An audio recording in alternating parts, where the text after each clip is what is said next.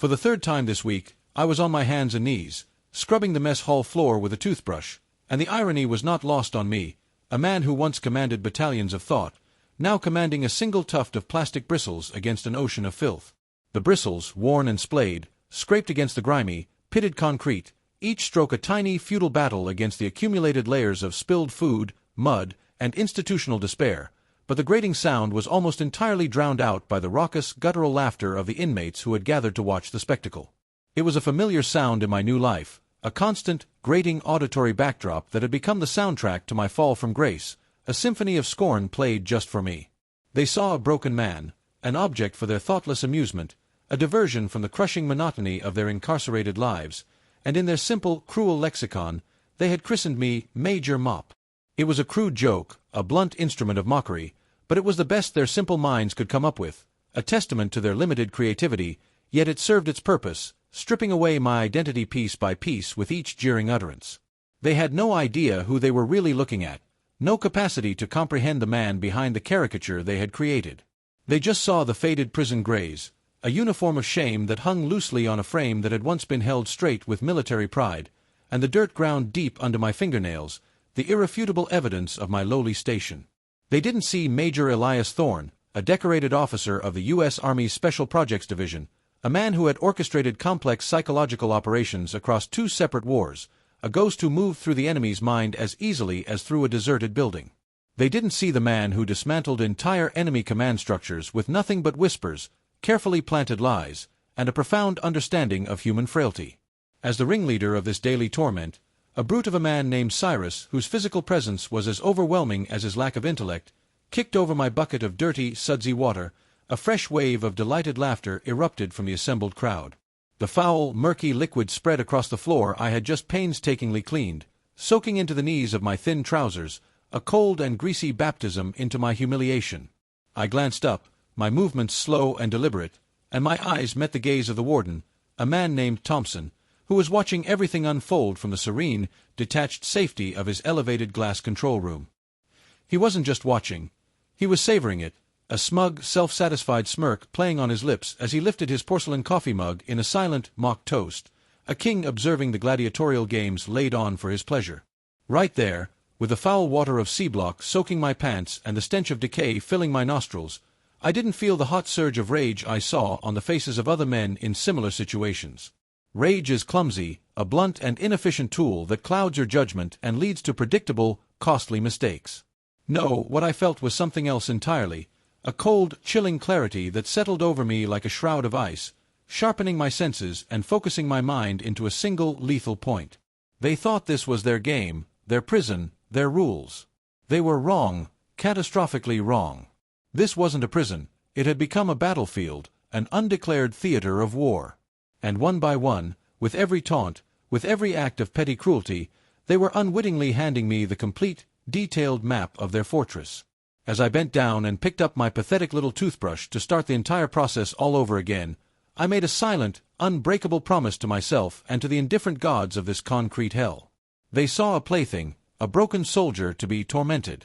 Soon, very soon, they would learn they were the ones who were trapped in here, not with me, but with a master of the game they didn't even know they were playing. And the warden, so comfortable and secure in his glass castle, would have a front-row seat to the sudden and total collapse of his entire corrupt world. My fall from the top had been swift, brutal, and executed with a precision that I, of all people, could almost admire. I was a major in the U.S. Army, a senior operator within a highly classified Special Projects Division focused on the delicate and deadly arts of counterintelligence and psychological warfare. We were the ghosts in the machine, the unseen hands that tweaked the gears of conflict. My job wasn't to break down doors with explosives. It was to dismantle an enemy's morale from the inside, to find their deepest fears and turn them into weapons that they would wield against themselves. And I was good at it, exceptionally good. A little too good, as it turned out. On my last assignment, a deep cover operation in a supposedly allied nation, I uncovered a sprawling corruption network that went way higher up the chain of command than anyone in my division had ever thought possible.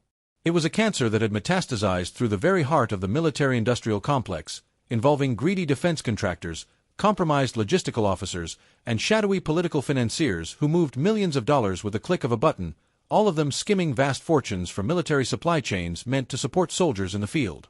I gathered a mountain of irrefutable evidence, coded ledgers, recorded conversations, bank transfers, and followed protocol to the letter, passing the entire explosive package up the chain of command to my superiors, I believed, with a naive and earnest conviction, in the system I'd sworn an oath to protect. That was my first and most profound mistake. The system wasn't a pillar of justice. It was a spiderweb, intricate and deadly, and I had just tugged on a single thread that was connected to some very powerful and very venomous spiders. Within a month, the entire narrative was flipped on its head with terrifying efficiency. The very evidence I had meticulously gathered was twisted, reframed, and used against me. Suddenly, I wasn't the whistleblower. I was the criminal mastermind. I was accused of selling state secrets to a hostile power, of orchestrating the very scheme I had sought to expose, of betraying my country for personal gain. The same people I tried to bring to justice watched from the sidelines, their hands clean, while a hastily assembled military tribunal, operating under immense and unspoken political pressure, made short and brutal work of my career and my life. The decorated and respected Major Elias Thorne was publicly and ceremoniously stripped of his rank, his honor, and ultimately, his freedom. I was branded a traitor, a pariah, and thrown into the notorious Blackgate Penitentiary to be forgotten by the world. Blackgate wasn't just a prison. It was a self-contained kingdom, an ecosystem of violence and corruption run by its indifferent and corpulent king, Warden Thompson. The moment my feet touched the ground inside those gray walls, my reputation preceded me, not as a war hero or a master strategist, but as a disgraced officer, a traitor.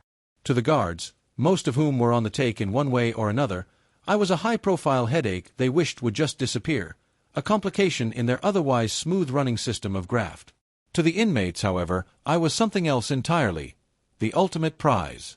Breaking a regular street thug or a common criminal was one thing, a matter of routine. But breaking a major from an elite military unit, that was a status symbol, a badge of honor in this inverted society. Cyrus was the first to try and claim that prize. A mountain of a man whose neck was as thick as my thigh. He ruled C-Block with the simple, effective tools of brute force and primal intimidation.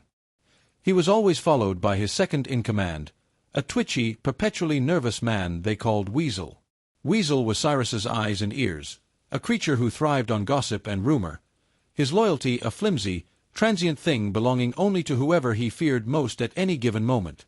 My initial assessment catalogued him as a classic parasitic opportunist, a vital weakness in Cyrus's seemingly monolithic power structure.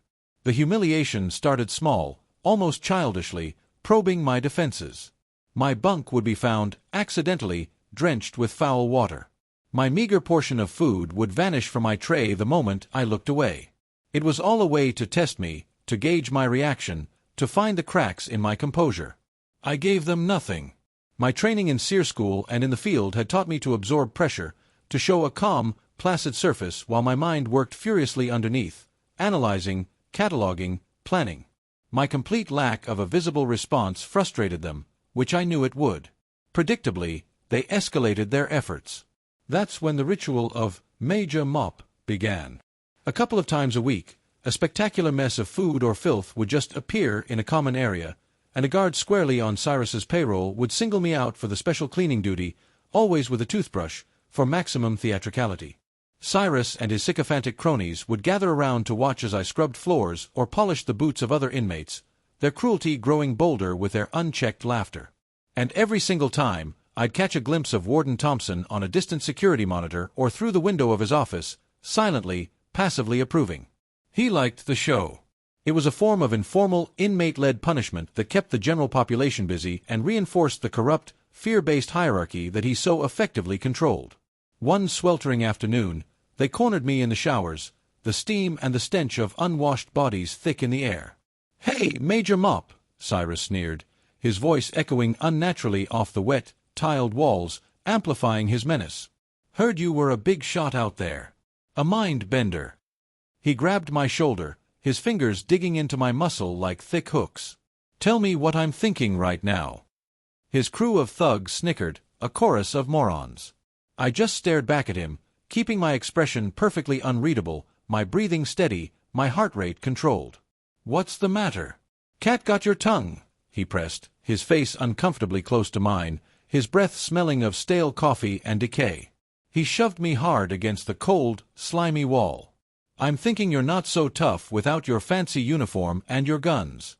I'm thinking you're just a scared little mouse in my house." I slowly, deliberately straightened up and met his gaze again. I didn't say a single word. I just held his stare for a second, maybe 2 seconds, too long. What he saw in my eyes wasn't fear, and it wasn't defiance, the two reactions he expected and knew how to handle. It was assessment. Cold, detached, analytical assessment. In that brief, silent moment, I wasn't a prisoner being threatened. I was an analyst, and he was my subject, a specimen under a microscope. I saw the deep, festering insecurity hiding behind the mask of bravado. I saw the desperate need for validation from his inferiors. His entire kingdom, I realized, was a house of cards built on the perception of unassailable strength, a perception I could now begin to dismantle. He must have seen something in my eyes he didn't like, a flicker of something he couldn't comprehend, because he shoved me again, harder this time, a flash of genuine anger replacing the performative aggression. "Get back to scrubbing, mouse." As they walked away, their laughter sounding forced and a little less confident than before, I leaned against the damp wall, the cold seeping into my back. They thought they were breaking me. They were actually giving me everything I needed. They were showing me every crack in their armor, every lever of power, every psychological vulnerability. And Warden Thompson, safe and smug in his glass bubble, was the most transparent of all. He had failed to understand the very first rule of psychological warfare. The most secure fortress is the one that believes it cannot be breached. They thought they were forging my chains link by miserable link. In reality, they were handing me the keys to their entire kingdom. The observation phase was over. It was time to get to work. My counteroffensive began not with a bang, but with an unnerving and profound silence. I became a ghost in their midst. The daily taunts, the shoves, the petty torments, all of it began to meet a wall of complete and utter indifference. I offered them no reaction at all. When Cyrus's crew would corner me in the yard or the laundry, I'd just stare right through them, my gaze distant and unfocused, as if I were calculating complex trajectories or solving equations far beyond their comprehension. In the mess hall, I began to eat my food with excruciating slowness, my eyes methodically scanning the room, absorbing every interaction, every whispered conversation, every subtle shift in the social dynamics. I was no longer a participant in their world. I had become a silent observer, a chronicler of their decline. The inmates, unused to such a response, arrived at the most obvious conclusion. They'd finally broken me. "Look at him," Cyrus would bellow, his voice attempting a confidence it no longer possessed. "The great mind-bender has finally lost his mind." His laughter was loud, but I could hear the new sharp edge of unease in it. My strategic passivity was a variable he couldn't account for, a form of resistance he couldn't overcome with his fists. But I wasn't broken. I was working. My mind, freed from the need to react, was processing data at an incredible rate. Blackgate was a system, a complex machine of fear, greed, and power, and every system has a design, a blueprint. My mission, as I defined it in the solitude of my cell at night, was to reverse engineer that system in order to collapse it. I spent my days in the prison library, not reading the tattered novels, but watching. The library offered a perfect vantage point, a neutral ground where all factions converged, and I became part of the furniture, unnoticed and underestimated. My primary target was Cyrus. His absolute, unquestioned power was, paradoxically, his biggest weakness. It represented a single point of failure for his entire organization. His ego, his monumental pride, was a massive, exposed flank, undefended and vulnerable. To topple him, I knew I didn't need to fight him physically. I just needed to make his own men, the foundation of his power, question his authority and his competence.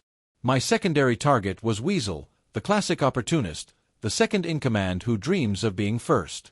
His loyalty to Cyrus was based purely on fear, not a shred of respect or admiration. He was greedy, intensely paranoid, and completely self-serving, a deep crack in the foundation of Cyrus's rule just waiting for the right kind of pressure. He could be flipped. He was an asset waiting to be activated. And then there was the ultimate target, the king of this rotten kingdom, Warden Thompson. My working theory about him was simple and timeless: corruption. A prison this chronically underfunded on paper, with its dilapidated facilities and skeletal staffing, didn't run this smoothly or generate this much quiet contentment for its warden without a significant alternate revenue stream. I suspected a standard smuggling ring, of course, a way to bring in contraband for a price, but I also suspected something more sophisticated, more insidious. Something that would require the warden's direct and constant control. A ghost inmate program, creating phantom prisoners on the books to collect state and federal funding for bodies that weren't actually there, for mouths that didn't need to be fed. It was a classic, low-risk, high-reward fraud scheme, perfect for a man as arrogant, lazy, and utterly complacent as Thompson. He would never, ever see a threat coming from the lowest rung of his own ladder, from the man he toasted with his morning coffee. My plan, therefore, formed in 3 distinct and sequential phases, each one building on the success of the last. Phase 1. Isolate Cyrus. I would achieve this by systematically turning his own men against him, not through direct persuasion, but by planting seeds of doubt and paranoia that would make them question his leadership and his intentions. Phase 2. Flip Weasel. Once Cyrus was destabilized and Weasel felt the ground shifting beneath his feet, I would approach him and turn him into my asset, my inside source. Phase 3. Use the chaos generated by the first 2 phases as a smokescreen to infiltrate the administrative wing and acquire definitive, irrefutable proof of Warden Thompson's deep-seated corruption. I initiated Phase 1 with a worn-out copy of a book on 17th-century naval history I found in the library. In the margins of the chapters detailing pirates and their hidden treasures, I wrote a series of notes in a simple substitution cipher I had used once in Kandahar, a cipher just complex enough to look secret, but simple enough for a man like Weasel to eventually crack. The notes hinted at a hidden stash of high-end contraband, pharmaceuticals, electronics, that Cyrus was supposedly hoarding for himself, skimming from the shipments meant for the entire block. I never used his name, of course, referring only to the captain or C, but the implication was clear. Then, I left the book on a table where I knew the perpetually paranoid and greedy Weasel would find it. Next, I orchestrated a few near misses, carefully staged pieces of social theater. I'd walk up to a rival gang leader, a man named Rico who ran the laundry services, in the middle of the crowded yard. I wouldn't say a word. I would just make direct, meaningful eye contact for a few seconds and then walk away, but only as soon as I saw one of Cyrus's most loyal men watching from a distance. Later that day, I let Cyrus's notoriously hot-headed lieutenant, a thug named Jax, see me discreetly pass a folded, perfectly blank piece of paper to one of Rico's men during the shift change. The seed was planted. A blank piece of paper can mean anything, and a paranoid mind will fill it with the worst possibilities. The question in Jax's mind would become an infection. Is the Major making deals with our rivals? Is Cyrus losing control? Is he keeping secrets from us? The final piece of Phase 1 was a whisper campaign I conducted in the laundry room, a known hub of prison gossip. While folding sheets alongside other inmates, I would pretend to be talking in my sleep, a classic disorientation tactic, muttering just loud enough for those nearby to hear disconnected phrases like the warden's special list, ghost money, and a captain keeping the whole treasure map to himself. The words were vague, deliberately ambiguous, but they were sticky. They clung to the air and spread through the block like a virus. The effect was more profound and immediate than I had even hoped. C-Block, once a monolithic entity under Cyrus's iron fist, began to fracture. Arguments, once unthinkable, broke out between his lieutenants over trivial matters. Trust evaporated. Cyrus, feeling his grip on power loosening for the first time in years, did exactly what my psychological profile of him predicted. He tightened it violently. He became more brutal, punishing minor infractions with savage beatings. He thought he was reasserting his dominance, stamping out the embers of dissent. But he was just doing my work for me, pouring gasoline on the fire, turning his own men against him with every panicked blow. And all the while, Warden Thompson watched on his monitors, sipping his coffee, mildly amused by the infighting, convinced it was just the usual convict drama, having no idea that it was all being meticulously engineered by his Major Mop. The first domino was wobbling violently. It just needed one final, decisive push. The air in C-Block was now so thick with tension you could almost taste it, a metallic flavor of fear and imminent violence. Cyrus's paranoia had spiraled out of control, and his violent, unpredictable outbursts were now a daily, almost hourly, event. His men, who once followed him with a mix of fear and admiration, now followed him out of pure, unadulterated fear. Their loyalty was a brittle shell. This was the moment I'd been waiting for, the precise point of maximum instability. It was time to activate my asset. It was time to turn Weasel. I found him in a shadowed corner of the prison workshop, nervously sharpening a small piece of scrap metal into a crude shiv, his hands trembling. The air smelled of hot metal and sawdust. I approached him silently, my soft-soled prison shoes making no sound on the concrete floor. He jumped as my shadow fell over him, dropping the half-finished weapon with a clatter that sounded deafeningly loud in the tense silence. "Nervous, Weasel?" I asked calmly, my voice low and even. "Get away from me, Thorn," he hissed, his eyes darting around the room. "Cyrus sees you talking to me. I'm a dead man." "Cyrus is the least of your worries right now," I said, positioning myself to block his only easy exit. "He's a cornered animal, wounded and about to lash out at anyone, including his closest friends. The real predator in this jungle, the one you should be afraid of, is Warden Thompson." He scoffed, a pathetic, unconvincing sound. "The Warden? He doesn't give a damn what we do down here as long as we don't kill a guard." "Oh, he cares," I said, leaning in slightly. "He cares very much about his side business. The smuggling, the contraband. And more than that, he cares about his ghost inmate program." I watched his face closely as I said the words. I saw the flicker of recognition, the sudden dilation of his pupils. I saw terror. He knew. He was involved, even if only on the periphery. "I don't know what you're talking about," he stammered, his voice barely a whisper, but his body language screamed the truth. "Don't you?" I pressed, my voice like ice. "Funds for inmates who don't exist. Budgets for food and medical resources that never arrive. It's a good business. Very profitable. But audits happen. Investigators come sniffing around. And a man like Thompson, a man who values his pension and his comfortable life above all else, always has a scapegoat prepared. Or in this case, two of them." His face went pale, the color draining from it as if a plug had been pulled. He was connecting the dots, seeing the inescapable logic of the trap. A sharpened piece of metal couldn't stop a federal indictment. "He's going to pin it all on me and Cyrus," Weasel whispered, the terrible realization dawning on him. "Of course he is," I confirmed, letting the cold reality sink in. "Who's a board of inquiry going to believe? A decorated, respected warden, or two career criminals, one of whom is known for running this cell block? He'll walk away clean, maybe even get a promotion for uncovering the fraud. You'll get another 20 years tacked onto your sentence." He slid down the rough workshop wall, his head falling into his hands, a picture of absolute despair. I had him. I had successfully replaced his immediate, physical fear of Cyrus with a much greater, more terrifying, existential fear of the system. "But," I said, offering a single ray of hope in the darkness I had just created, "there might be a way out. Not freedom, not a pardon. Survival. You help me get what I need, and I'll make sure that when this all comes down, the evidence shows you as a key witness who cooperated, not as a co-conspirator." He looked up, his eyes wide with a desperate, pleading hope. "Help you do what?" "Thompson keeps records," I stated, not as a question. "A man that arrogant and lazy always keeps a backup. A private ledger, a burner phone with contacts. I need to know where he keeps them. And I need a diversion. A big one. Something that will pull every single guard away from the administrative wing for at least 15 minutes, no questions asked." Weasel thought for a moment, the gears of self-preservation turning rapidly in his rodent-like mind. Then a venomous, hateful look crossed his face as he realized how he could solve two of his problems at once. "The infirmary," he whispered, his voice gaining a new confidence. "He has a private lockbox in the dispensary office, behind the medical supply cabinet.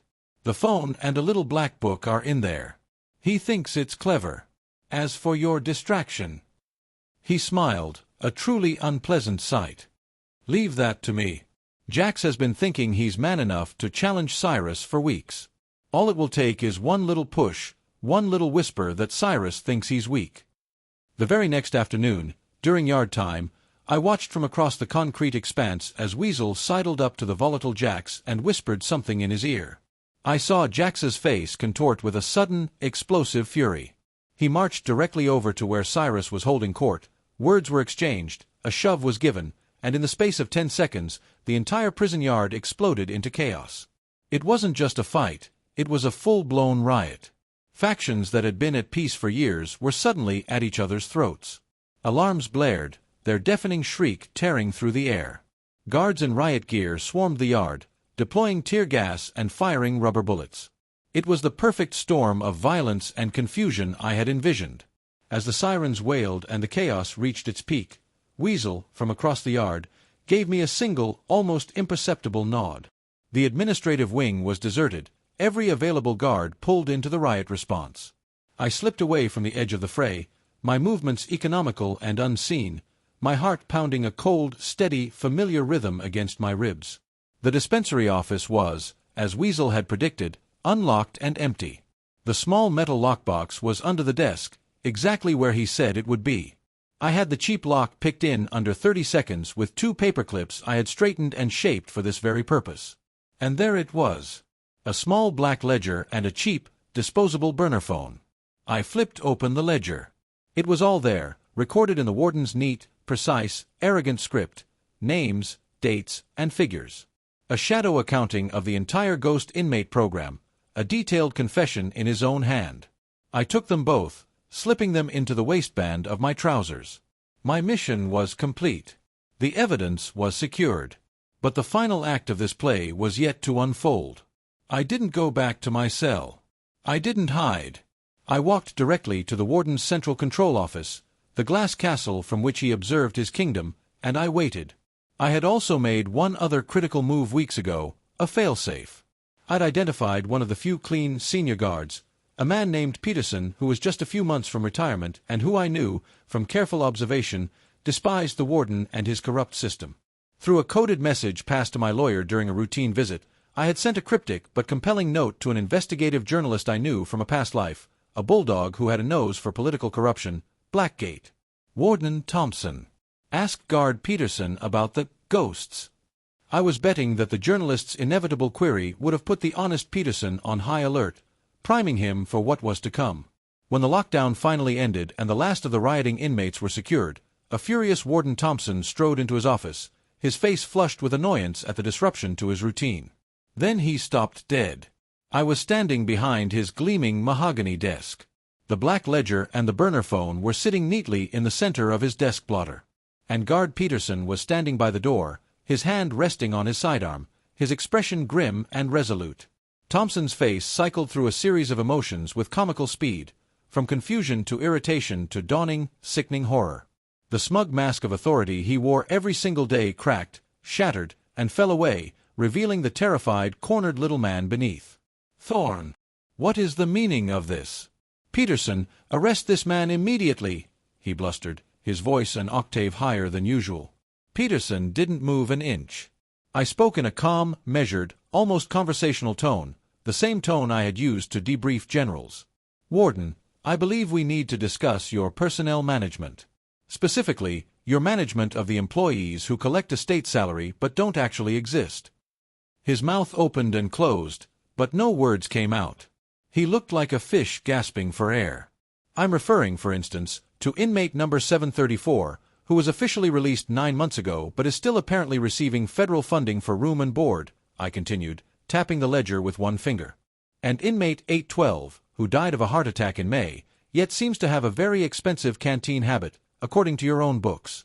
And then there are the half-dozen inmates on this list who were never even incarcerated here at all. You're ghosts. I picked up the cheap burner phone and held it up. And then there's the separate matter of your supply chain logistics. This phone contains a very interesting and detailed text history with a man you have listed as Silas, concerning regular contraband shipments. The profit margins you've been realizing are quite impressive, I must say. The warden staggered back a step, his hand coming up to brace himself against a filing cabinet. He looked at me, and for the very first time, he wasn't looking at Major Mop or inmate number 617. He was seeing the strategist, the ghost who had walked through his walls without opening a single door, the man who was now systematically dismantling his entire kingdom before his very eyes. He saw that the riot wasn't an inconvenience, it was a tool. My humiliation wasn't a punishment, it was camouflage. His mind, unable to process the sheer speed and totality of his downfall, simply shut down. His jaw went slack. His eyes unfocused. He just stood there, completely, utterly frozen, as his entire world crumbled to dust around him. The aftermath was swift and decisive. Guard Peterson made the call.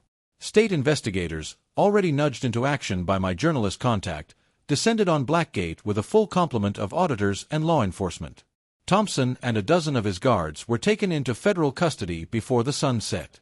The story of the ghost inmates of Blackgate became a statewide scandal that led to reforms across the entire correction system. In the ensuing chaos and the bright glare of media attention, my own case, the foundation of my presence in Blackgate, was inevitably re-examined. The journalist, smelling a much bigger story, dug deeper into my original conviction. The conspiracy that had put me away unraveled with shocking speed. It turned out a powerful politician whose illicit dealings I had targeted in my investigation was a major, undisclosed donor to the personal campaign of the chairman of the military tribunal that had convicted me. The blatant conflict of interest, combined with my actions in exposing the corruption at Blackgate, was more than enough. My conviction was overturned. My name and rank were fully restored. Cyrus, now deprived of his power base and his corrupt protectors, was transferred to a supermax federal facility, a nobody in a much larger, more dangerous ocean. Weasel, true to my promise, received a significantly lighter sentence in a low-security prison in exchange for his detailed testimony. The day I was released, I walked out of the gates of Blackgate a free man. The sky had never seemed so vast, so impossibly big. I didn't feel triumphant or victorious. I just felt a quiet, profound sense of order being restored to the universe. I had been thrown into a lawless world designed to break me, but I didn't stoop to their level. I didn't use a shiv or a fist. I used my mind, my discipline, and my acute understanding of the human psyche. They thought they had caged an animal, but they had only trapped themselves in a cage of their own, making with a man who knew, better than anyone, that the most formidable and inescapable prison is the one you build in your enemy's mind. As I walked away, leaving the ruins of their corrupt little world behind me, I didn't look back once.